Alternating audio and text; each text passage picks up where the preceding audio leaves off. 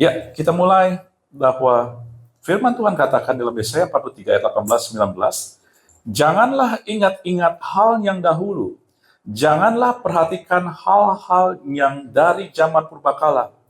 Lihat, aku hendak membuat sesuatu yang baru, yang sekarang sudah tumbuh. Belumkah kamu mengetahuinya?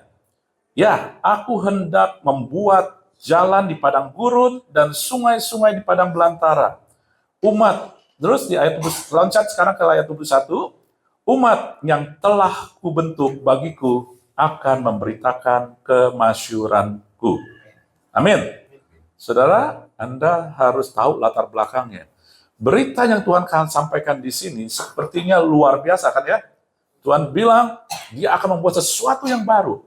Tetapi Anda harus tahu bahwa firman ini diberikan ketika orang Israel ada di pembuangan. Mereka sedang bergumul sekali dengan keadaan-keadaan mereka. Tetapi Tuhan memberikan mereka janji. Dan bahkan Tuhan katakan, sesuatu yang baru sekarang sudah tumbuh. Ini yang kadang kita nggak sadar bahwa lewat pergumulan-pergumulan kita sekarang melihatnya hanya masalah. Kita nggak melihat apa yang Tuhan sedang lakukan. Masalahnya adalah, apa yang Tuhan lakukan kadang itu bukan langsung dengan hal yang bisa kita lihat dengan kasat mata.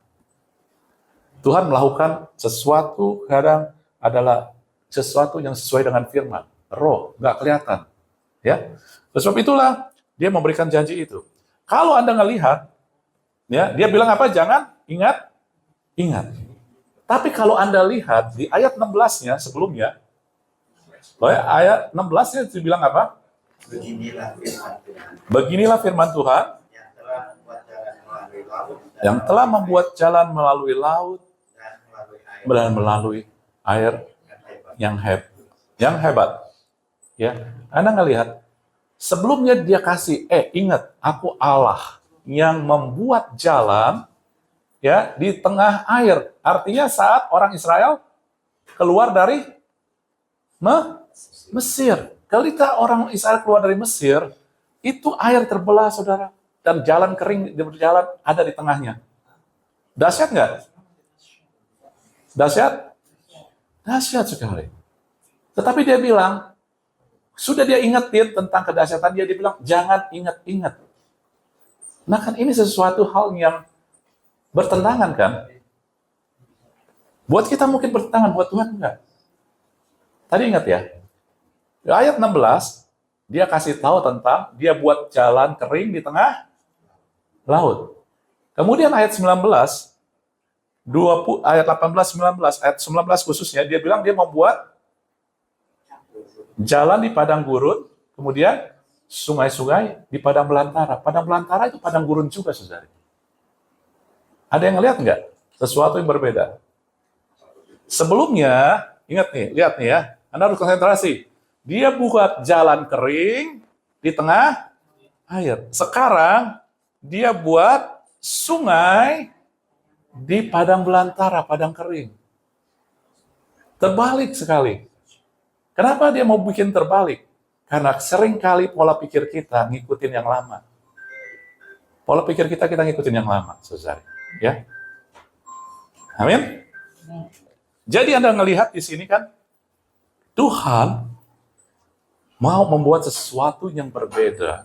Tetapi kadang umatnya ikutin cara yang lama. Kita kadang-kadang sering begitu, saudara. Yang lama bukan kadang yang jelek. Waktu Tuhan membuat air, jalan di air, itu luar biasa. Tetapi setiap masa ada cara Tuhan. Kadang-kadang kita ngikutin Alkitab, ngikutin caranya. Kadang-kadang kita ngikutin juga gereja-gereja ataupun kegiatan-kegiatan ngikutin caranya. Tetapi Tuhan gak mau kita ngikutin caranya. Dia mau kita ngikutin dia. Karena dia Allah, sesuatu Allah yang hidup, dan every season, setiap masa dia punya caranya. Ya. Oleh sebab itulah, ketika dia katakan hal-hal yang seperti itu, maka ini sudah kita ya, dia bilang, jangan ingat-ingat yang dahulu. Kenapa dia nggak mau ingat yang dulu? Bukan untuk kita lupa. Di ayat 16 tadi Anda baca kok, dia ingetin bahwa dia adalah Allah yang membuat jalan di tengah lautan. Dia belah laut merah itu. Dia suruh kita ingetin. Tetapi ketika dia bilang jangan ingat-ingat, artinya jangan diam di sana. Perjalanan kita adalah perjalanan, kehidupan kita adalah perjalanan, saudara. Ketika Anda melihat kehidupan kita sekedar stuck, wow, itu pola pikir yang salah. Aduh, saya udah stuck kayak beginilah. Rumah tangga saya stuck kayak begini. Usaha saya stuck kayak begini. Diam di tempat. Itu pola pikir yang mengingat masa lalu. Anda harus tahu bahwa perjalanan, kehidupan kita adalah perjalanan. Hari ini Anda mungkin stuck, hari ini mungkin Anda punya masalah, tetapi jangan punya pola pikir saya akan diam di situ. Amin. Anda harus mulai dulu. Kalau Anda mau masuk masa yang baru, Anda harus tahu, hidup saya adalah perjalanan. Kalau sekarang saya stuck, kemudian yang nanti kemudian enggak. Kalau saya sekarang sudah berhasil, yang kemudian akan lebih berhasil. Jadi, ketika dia mau katakan tentang masa lalu dia mau sampaikan adalah itu bukan meninggalkan masa lalu, tetapi jangan tinggal di masa lalu, jangan stuck di masa lalu, jangan diam di masa lalu. Baik itu baik maupun itu buruk. Karena banyak orang sudah apatis, nggak mungkin berubahlah. Berhentiin kata-kata di pikiran kita bilang nggak mungkin berubah. Saudari, nggak mungkinlah terjadi, berhentiin kata itu. Karena itulah ketika Anda ngomong nggak mungkin berubah, sesungguhnya Anda sedang melihat pada masa lalu. Masa lalu nggak mungkin berubah, nggak terjadi kayak gitu. Lalu Anda gemakan, itulah hidup di masa lalu. Amin ya? Ini enak kan kita bisa, ini kayak pribadi nih, ngomong pribadi Tuhan kepada Anda. Siapa yang di sini sering begitu? Nggak mungkinlah suami saya berubah. Nggak mungkinlah istri saya berubah. Nggak mungkinlah usaha saya maju. Nggak mungkin anak saya begini, ada itu. Nggak mungkinlah keluarga saya ini A dan B dan C. Kita sering kayak begitu. Sesungguhnya kita sedang stuck dengan masa lalu. Karena pengalaman masa lalu tidak terjadi. Masa lalu bukan tempat tinggal, tapi kita boleh belajar. Kayak Anda naik mobil, Anda punya spion di depan, di kiri, di kanan. Ketika Anda ngelihat spion, ya spion-spion, Anda sedang ngelihat yang di belakang. Tetapi kalau Anda ngelihat spion terus, Anda akan nabrak. Benar nggak? Karena perjalanan kita kepada masa depan. Spion itu hanya untuk kita waspada, belajar. Supaya kita ngerti, jangan ulangi lagi kalau ada kesalahan. Kita bikin usaha misalkan gagal dan gak belajar dari masa lalu, tetapi Anda tidak tinggal di masa lalu. Jangan ekspektasinya sama. Termasuk juga kalau hal-hal itu baik. Kemudian masa lalu, ingat, itu adalah starting point. Masa lalu itu bukannya final, bukannya tujuan Anda. Tetapi itu tempat starting point. Nah, ini terjadi loh kepada orang Israel. Tadi orang Israel, mereka itu keluar, saudara-saudari. Mereka keluar dari Mesir, lewat Laut Merah kan? Ya, benar ya? Lalu mereka masuk. Keluar dari Laut Merah, mereka bangga, mereka senang. Kenapa? Sebelumnya di Mesir, sebelum keluar dari Laut Merah, mereka adalah budak. Tetapi mereka keluar dari Laut Merah, walaupun di padang gurun, mereka adalah bangsa kepunyaan Tuhan. Karena itulah Tuhan di padang gurun kasih kenal dia lewat tabernakel, bagaimana memuji, menyembah dia, bagaimana peraturan-peraturan mendekati dia, bagaimana. Karena mereka bangsa kepunyaan Tuhan. Aturan budak di Mesir. Itu masa lalu. Tetapi Tuhan nggak mau. Orang Israel ketika dia terus bangga bahwa saya kepunyaan Tuhan, itu sering terjadi sama kita. Ketika kita terima Yesus dibaptis, saya milik Tuhan, saya umat Tuhan, saya spesial di mata Tuhan, saya anak Tuhan. Baik, benar. Tetapi itu sudah terjadi. Anda jangan tinggal di situ. Itu starting point, bukan lupain. Itu starting point Anda untuk melangkah. Yang Tuhan mau adalah keluaran selanjutnya. Yaitu umat Allah keluar dari kenyamanan mulai. Bukan hanya tentang saya kepunyaan Allah, tetapi Yang tadi ayat 21 katakan, umat yang kubentuk untuk memberitakan kemasyhuranku. Masa yang baru, Anda harus mulai sadar bahwa Anda bukan hanya anak Allah. Anda adalah Tuhan bentuk untuk memberitakan kemasyhurannya. Dari yang istilah kerennya ontologis, ontologis itu adalah ilmu ya tentang siapa kita. Menjadi teleo. Teleo itu artinya tujuan. Logis logikanya. Jadi untuk apa kita ada? Untuk apa Anda diselamatkan? Anda tahu bahwa keselamatan itu pilihan. Dan ketika Tuhan memilih Anda untuk diselamatkan, Anda diberikan tujuan. Tuhan punya tujuan. Sebab itulah dikatakan dalam perjanjian baru, bangunlah yang tertidur. Bukannya mati. Banyak umat Tuhan ketika hidup terus di masa lalu, mereka sedang tidur di mata Tuhan. Tuhan suruh bangun, karena kalian punya tujuan. Saya akan pelan-pelan supaya Anda nangkap bahwa ini buat Anda. Ya, buat kita semua. Spesial. Dan ini bukan khotbah. Saya katakan Anda kalau mau cari khotbah yang bagus, Anda bisa ngelihat di YouTube di mana-mana. Tapi ini satu message pesan Tuhan yang mau mengubah Anda. Amin ya. Saya nggak bukannya karena itu yang Tuhan berikan, saudara-saudari. Ya. Nah, kemudian Anda melihat ayat selanjutnya dibilang, lihat, aku hendak membuat sesuatu yang baru. Ingat tadi ya, jangan ingat-ingat yang lama bukan berarti kita melupakan, tapi jangan hidup di masa lalu doang. Kemudian ketika Tuhan ngomong lihat, ketika dia ngomong lihat, ini kata kuncinya, lihat ini.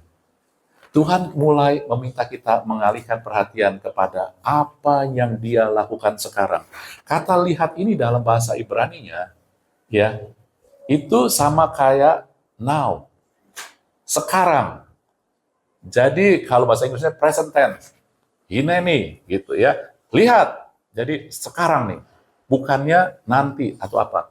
Jadi yang Tuhan mau Anda lakukan sekarang adalah lihat, fokus kepada dia sekarang. Dengan kata lain, sadari now moment kita. Anda pernah dikasih Tuhan, firman Tuhan, ya, tentang now moment. Kalau Anda lupa, lihat aja YouTube-nya. Ya, karena kita semua bukannya khotbah tapi tuntunan Tuhan. Jadi Tuhan rangkai semua. Sebab itu kita butuh ikut terus tuntunan. Yang namanya tuntunan, Anda jangan hilang satu pun juga. Kalau hilang satu pun juga, Anda jadi jadi nanti bisa nyasar. Ikutin. Kalau Anda nggak datang, dengerin ya YouTube-nya. Jadi kita pernah bicara tentang now. Ketika Tuhan bilang now, kisah para rasul dulu, kita bicara kisah para rasul, Petrus dan Yohanes masuk ke dalam bait Allah, ada orang minta-minta, itu kata kalau bahasa aslinya, now, gitu ya. Peter and John, now sekarang, Petrus dan Yohanes, ketika Tuhan ngomong now, berarti dia sedang bekerja. Dan Tuhan mau Anda fokus pada now, artinya apa? Tuhan sedang bekerja di hidup Anda. Pak, tetapi kehidupan saya sedang berantakan. Di dalam keberantakan itulah justru Tuhan bekerja. Saya sedang bergumul. Di dalam pergumulan itulah Anda harus mulai melihat Tuhan bekerja. Kenapa begitu? Ada dua hal, saya ulangin tentang now. Dia katakan, lihat, aku hendak membuat. Ketika Tuhan bilang, aku hendak membuat, bicara apa? Dia yang buat. Bukan usaha Anda. Now moment, tindakan Tuhan dalam kehidupan Anda sekarang, itu adalah kasih karunia Tuhan. Bukan karena Anda layak, bukan karena Anda hebat. Anda tangkap ya, jangan sekedar khotbah, ini sedang bicara, sedang ngomong langsung kepada Anda dan saya.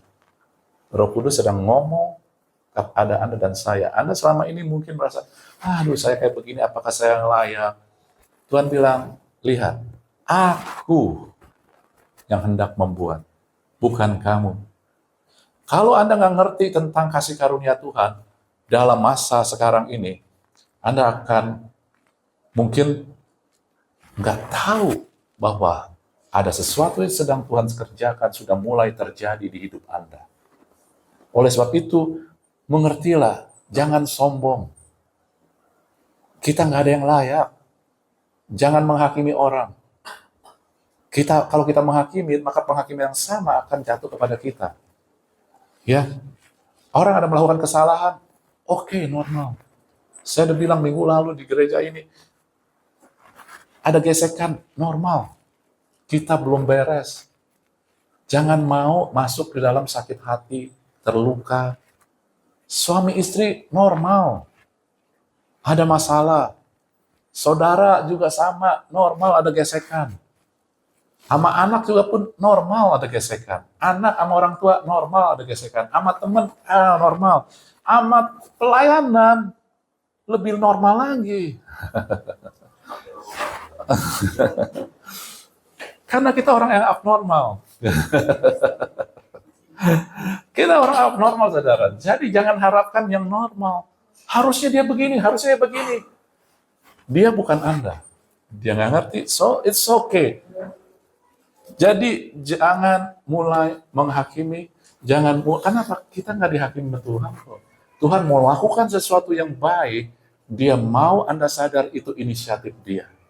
Oleh sebab itu kita mulai lakukan hal yang sama sama orang. Anda lakukan yang baik sama orang, Anda lakukan yang benar, Anda berikan pelayanan, karena Anda tahu, bukan karena orang tersebut, tetapi karena memang Anda berhutang kepada Tuhan, sehingga kita layak memberikan yang terbaik. Buat Tuhan. Segala sesuatu yang kamu lakukan, lakukanlah seperti untuk Tuhan.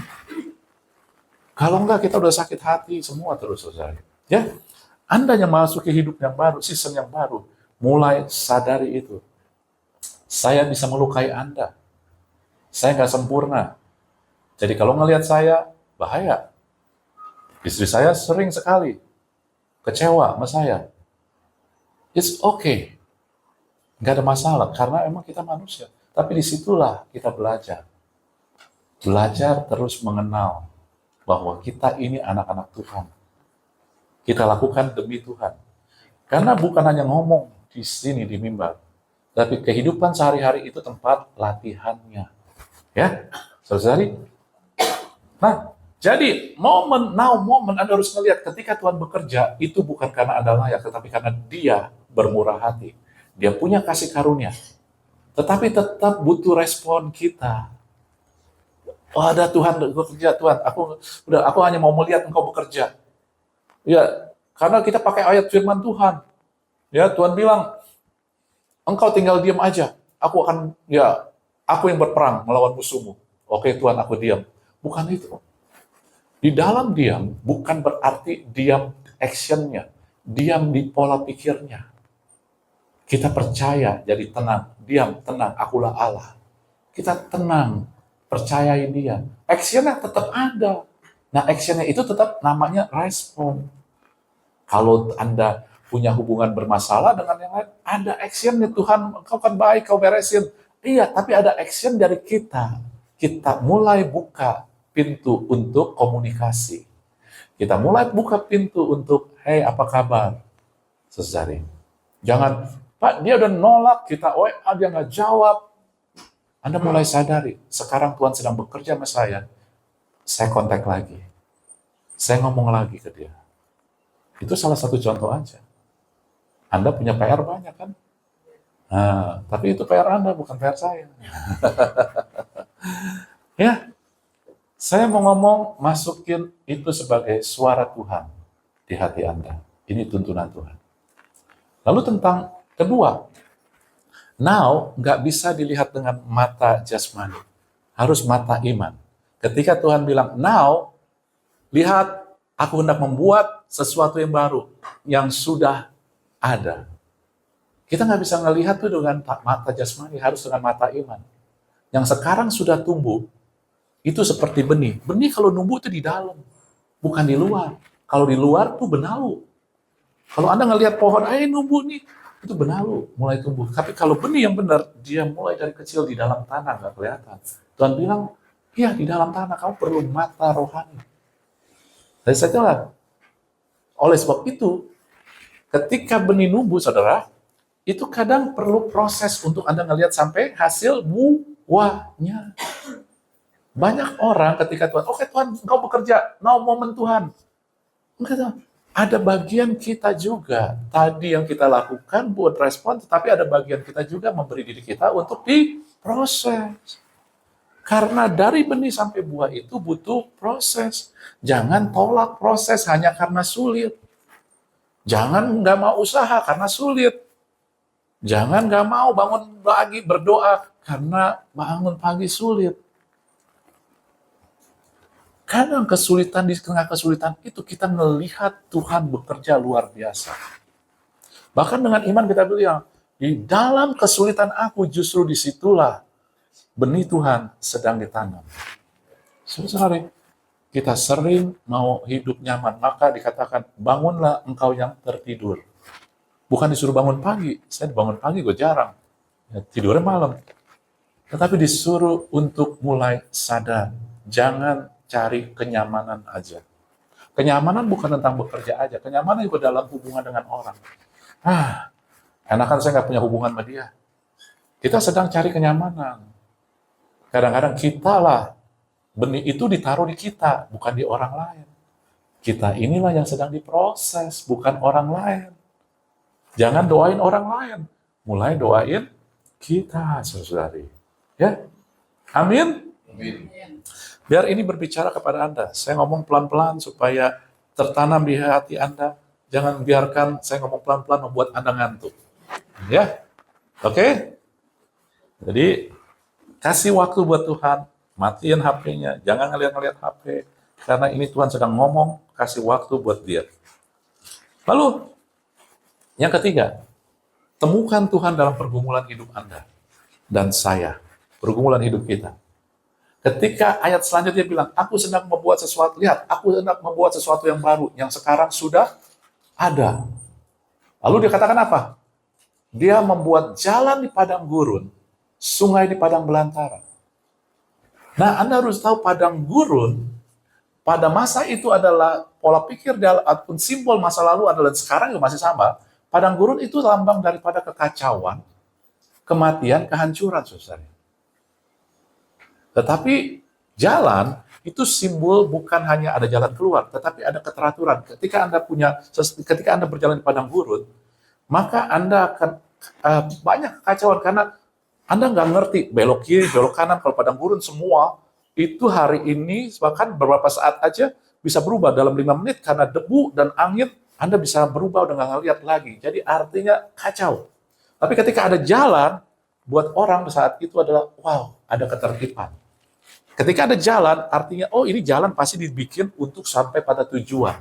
Paling tujuannya pasti ada suatu tempat, ataupun kota, ada desa. Ya. Dan di jalan itu Anda akan, wah tenang, saya nggak nyasar, aman. Jadi jalan simbol ketertiban, keteraturan, dan juga keamanan dan tujuan. Tuhan bilang, aku membuat jalan, aku membuat tujuan di hidup kamu, aku membuat keamanan di hidup kamu. Aku membuat ketertiban di hidup kamu. Bukan di kehidupan orang lain, Bu. Di kehidupan Anda. Aku membuat jalan. Sudahkah Anda mengetahui bahwa Tuhan sedang membuat jalan di padang gurun kehidupan Anda? Di kekacauan kehidupan kita, di keadaan-keadaan kita yang hancur, kita nggak tahu arahnya kemana. Tuhan sedang buat jalan. Kadang kita nggak ngeliat, mana Pak, hidup saya masih berantakan, hidup saya masih kayak begini. Karena kita mau ngelihat dengan mata jasmani. Tadi sebelumnya Tuhan bilang, now, lihat. Ya, Anda harus melihat dengan mata iman. Kalau Anda mau tanya, Pak, mana jalannya?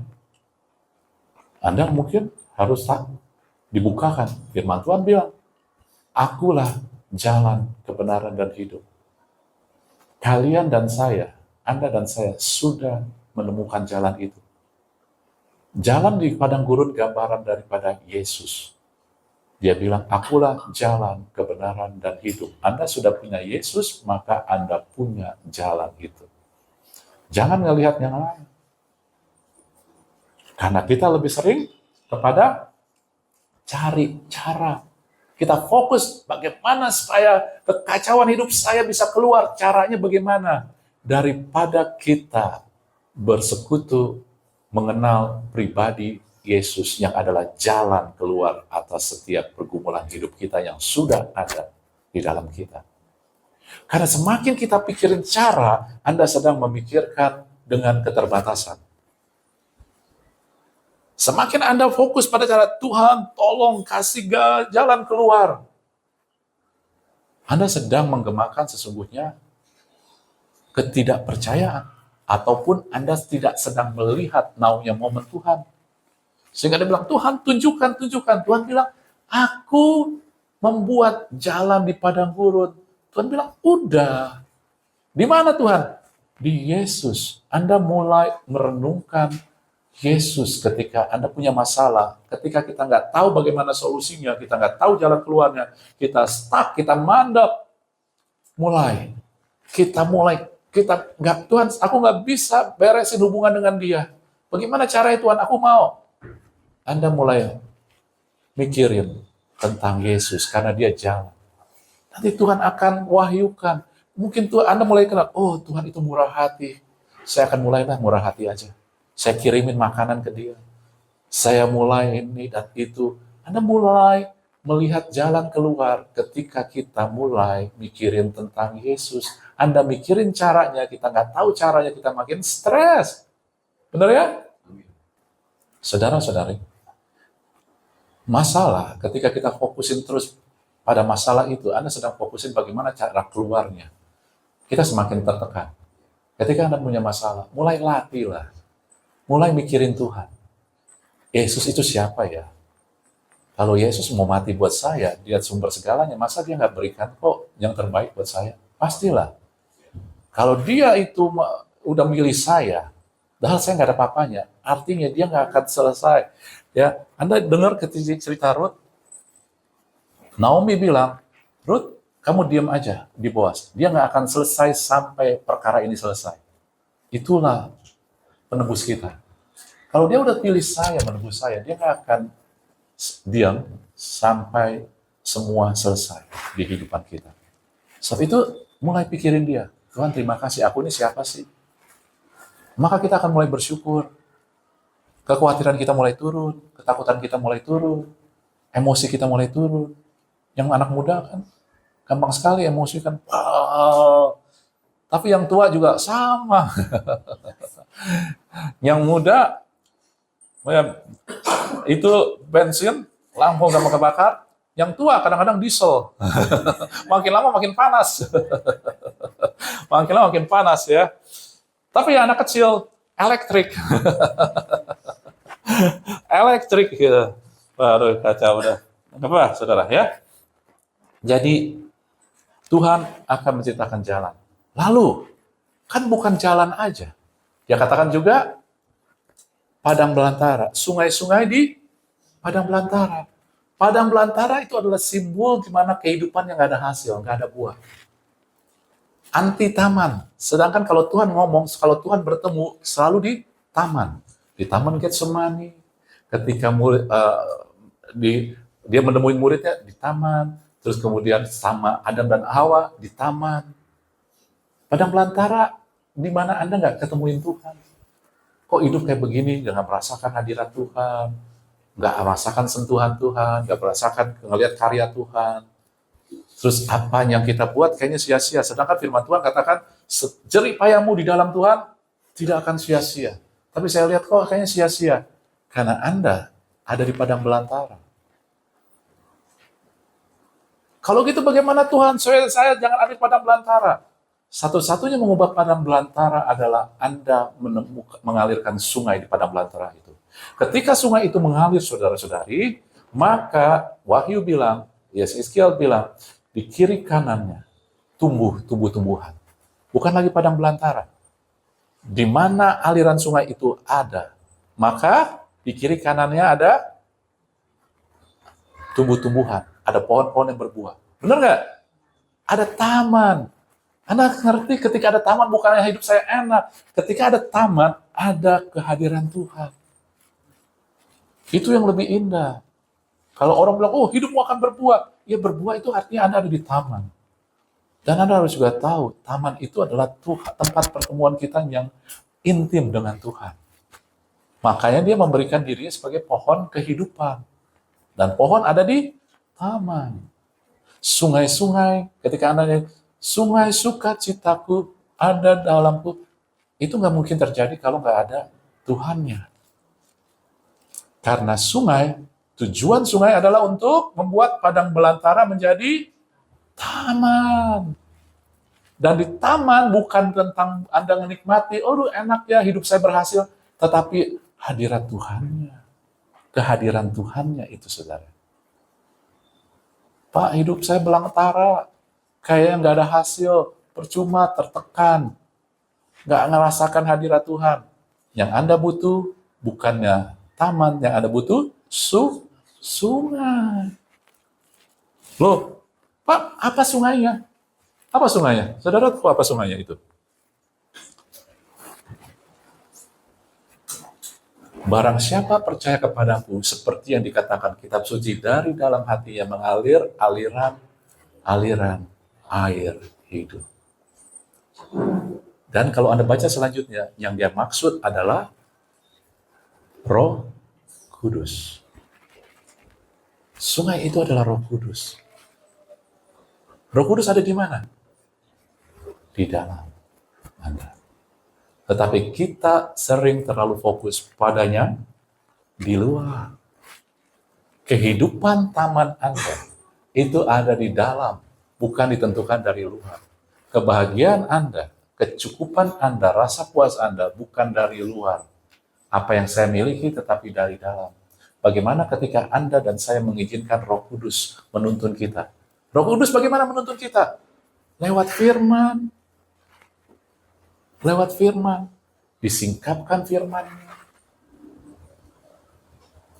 Dia kasih remanya. Jadi kadang kita nggak usah merasa merinding. Oh Tuhan nggak hadir, saya nggak apa nggak hadir. Saya nggak merasa merinding, Pak. Bukan. Ketika Anda mulai baca firman, Anda mulai melihat, wow, betapa indahnya Tuhan. Betapa luar biasa firman, aduh menyentuh sekali firman. Itu tandanya Roh Kudus ada di dalammu, sedang mengalirkan sungai kehidupan yang mengubah padang gurun hidupmu, padang belantara hidupmu menjadi taman, tempat perjumpaan dengan Tuhan. Ketika ada Tuhan, maka ada jalan. Anda menemukan jalan.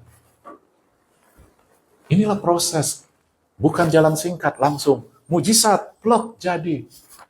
Berkat, jadi. Saudara-saudari, ingat Tuhan sedang bicara kepada kita. Anda beruntung nggak hari ini dengar? Bukan beruntung, Anda dipilih. Ya, Anda dipilih.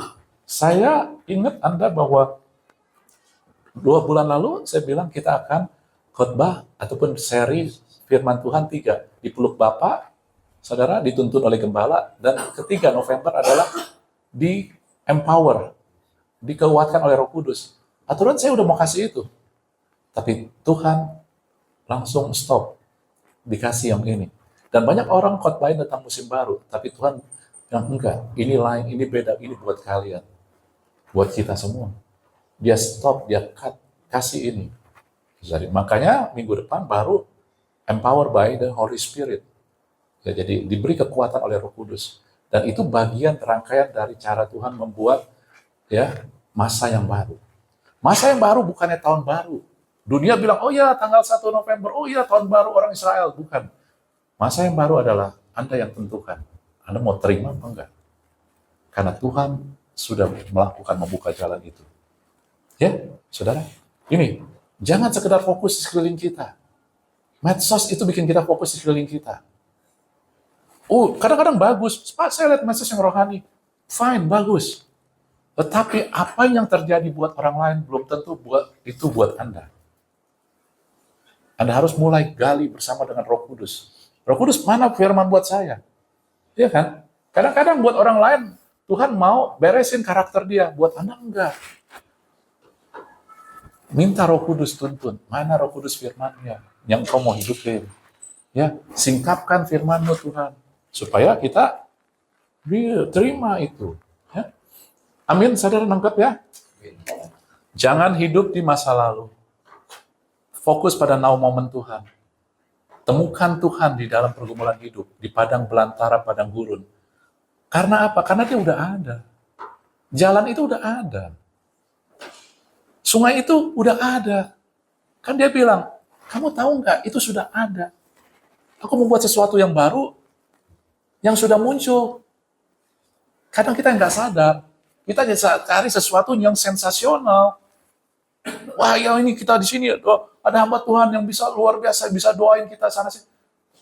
Fine, baik. Tapi apakah itu yang Tuhan mau buat Anda? Dengan ketuntunan dan pimpinan Tuhan dan tujuan Tuhan, kadang Tuhan sudah mau Anda lebih dewasa. Bukan cari di luar, tetapi mulai bangkitkan yang di dalam. Kadang-kadang sungai itu hanya digali doang kok, saudara-saudari.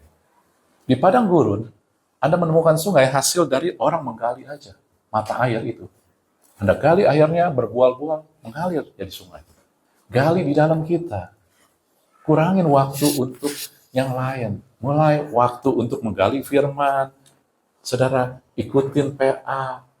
Doa pun bukan sekedar minta. Doa itu kita sedang menggali juga. Tuntunan Roh Kudus. Banyak sekali caranya. Saudara, ya. Saya percaya bahwa Tuhan sedang bekerja saat ini. Lalu yang keempat. Oh, ini udah kan tadi ya. Jadi dua hal tentang tadi. Temukan dia. Jangan sekedar fokus cara, tapi pada pribadi itu. Anda mulai ngobrol sama dia, Anda mulai ngelihat keindahan dia. Wah, Tuhan luar biasa. Akhirnya semua jadi beres. Kemudian Anda mulai menggali dari dalam Roh Kudus ini. Tuntun firman-Mu apa? Pasti. Saya menemukan sebelum kita punya masalah, Tuhan udah kasih firman. Itu terjadi sama kehidupan saya. Sebelum saya ngadapin masalah, ngadapin sesuatu yang nggak enak, Tuhan udah kasih firman. Oleh sebab itu kalau ada masalah, tiba-tiba saya ngeliat, waduh masalah. Saya mulai gali. Sebelumnya Tuhan kasih firman apa ya? Karena dia selalu menyediakan itu. Saya mulai gali. Roh Kudus sebelumnya kasih firman apa? Baik lewat khotbah, baik lewat renungan. Saya mulai cari. Gali. Oh iya, beberapa saat sebelumnya saya mulai cari gitu. Oh ternyata Tuhan kasih ini. Istri saya tahu. Kita kalau ngadapin masalah, kita mulai gali. Tuhan sebelumnya kasih apa? Karena Tuhan selalu sediakan sesuatu sebelum terjadi pada Anda. Dan itu firman Dia yang adalah kekuatan.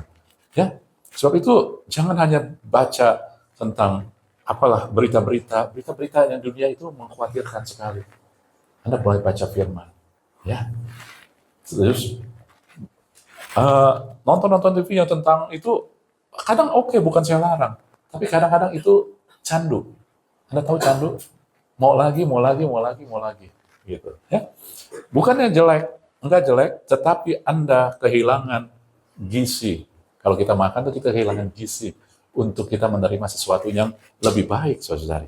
Ya, yang keempat, terima tujuan season yang baru. Anda ayat 21 tadi kan, dengar kan? Umat yang telah kubentuk bagiku akan memberitakan kemasyuranku. Orang Israel bangga bahwa mereka adalah umat pilihan Tuhan. Kalau kita bangga, aku anak Tuhan. Tapi Tuhan nggak mau kita berhenti di situ. Season yang baru adalah Anda membawa tujuan Tuhan. Musim baru bukan hanya untuk tentang kemakmuran, kenyamanan Anda, kesenangan Anda. Wow, ya Tuhan, saya mau terima musim baru, usaha saya jadi berhasil. Ini semua, apalagi hubungan saya jadi beres. Anak saya jadi pulih. Bukan hanya itu. Kita sedang memikirkan kesenangan pribadi kita doang, kenyamanan pribadi. Tuhan bilang, bangun kamu yang sedang tertidur. Karena tidur itu tentang diri sendiri. Ya, tujuan utama setiap proses, setiap keadaan, setiap musim baru adalah untuk memberitakan kebesaran Tuhan.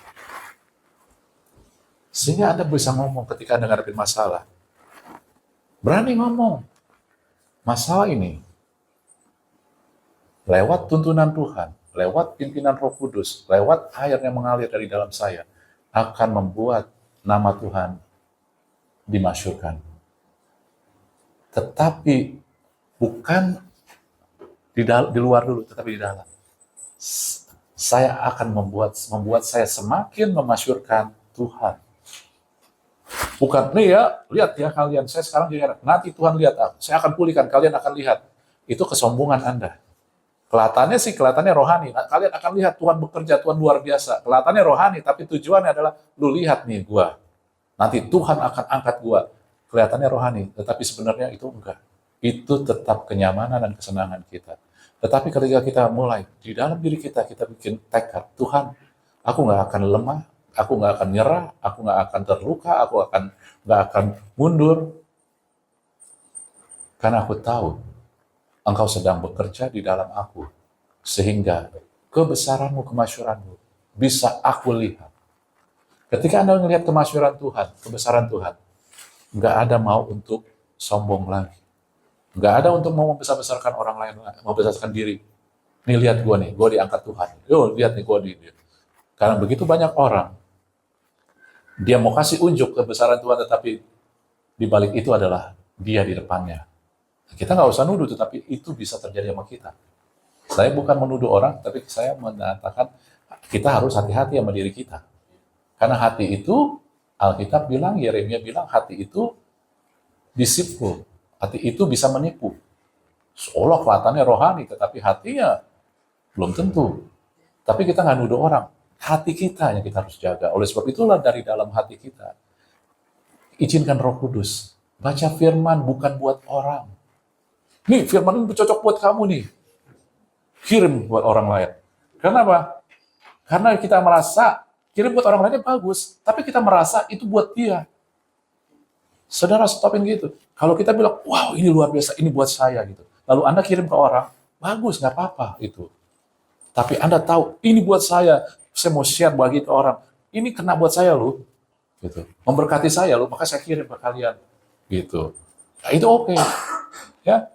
Tapi jangan kirim, ini buat dia nih, cocok nih.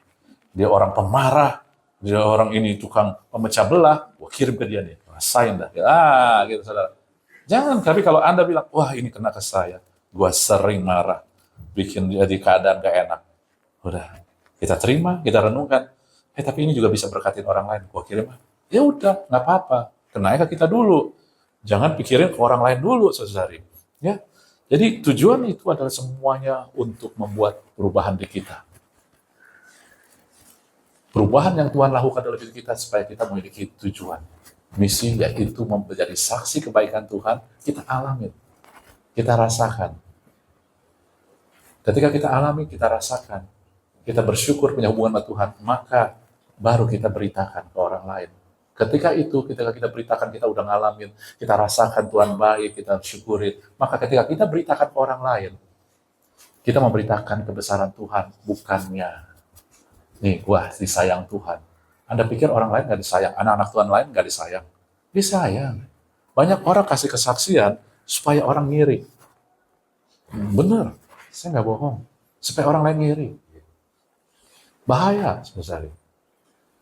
Saya udah bilangin sama orang, dan saya juga jarang mau kasih kesaksian, karena saya takut orang lain bilang, kok saya nggak seperti Pak Bagus sih? Anda beda sama saya. Tuhan tetap sayang, Tuhan punya tujuan. Saya ngeri kasih kesaksian, nanti habis kasih kesaksian, gak lama, saya kasih contoh yang buruk. Saya ngeri kayak begitu juga. Karena saya nggak mau diri saya yang jadi padanan Anda, tetapi Tuhan. Saya mau kita sama-sama berubah. Ya, kalau kesaksian sih banyak. Tapi saya mau nikmati dulu Tuhannya. Sehingga saat saya mau sampaikan, saya bukan menyampaikan buat kebanggaan saya, tapi buat kebesaran Tuhan. Saudara. Tapi saya nggak menahan orang untuk mengasih kesaksian. Kasih kesaksian kadang Anda harus sadar, kadang itu nggak usah susah-susah. Memang itu kadang membuat orang semangat. Oh iya benar ya. Kalau dia ada mujizat, saya pasti juga ada mujizat. Ya. Tapi kita juga dibangun Tuhan untuk hidup dengan mulai dari dalam kita, saudara. Jadi musim yang baru harus menjadikan kita umat Tuhan yang berfungsi bagi kerajaannya, bukan berfungsi bagi kerajaan kita. Pikiran kita bukan diri kita, tetapi kerajaan Allah. Anda mau menerima musim yang baru? Karena musim yang baru bukannya saya gongin, tapi enggak. Pilihan Anda. Mau nggak terima musim yang baru? Di mana Anda nggak hidup di masa lalu? Anda mulai melihat now-nya Tuhan, momennya Tuhan, Anda mulai berjalan bersama Dia, menemukan Dia di setiap momen perjalanan hidup kita, Anda mulai menerima tujuan yang bukan dari dunia. Bukan buat kerajaan kita, tapi kerajaan Allah. Amin? Anda jadi semangat apa jadi tertuduh? Saya Anda semangat. Ya. Ini rekapnya. 1, jangan tinggal di masa lalu. 2, sadari mau momen Tuhan. 3, temukan Dia dalam pergumulan hidup Anda. Yang 4, terima. Jangan, sadari, temukan, terima. Selesai.